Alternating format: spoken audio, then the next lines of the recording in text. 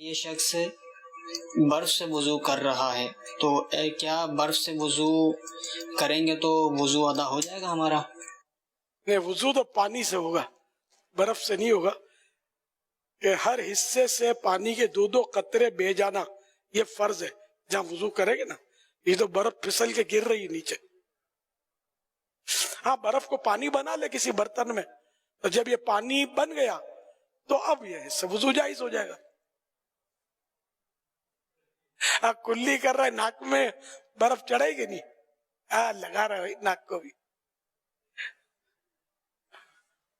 ناک میں گئی یا نہیں.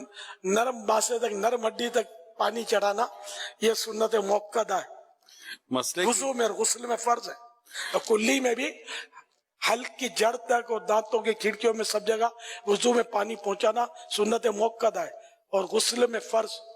یہ برف تو نہیں پہنچے گی نا اس طرح. مسئلے کی نوعیت تو بالکل ٹھیک آپ نے ارشاد فرمائی، مگر میں اس آدمی کو دیکھ رہا تو اس کی ہمت ہے کس طرح برف کو اپنے منہ پر ہاتھوں پہ یہ مل رہا ہے.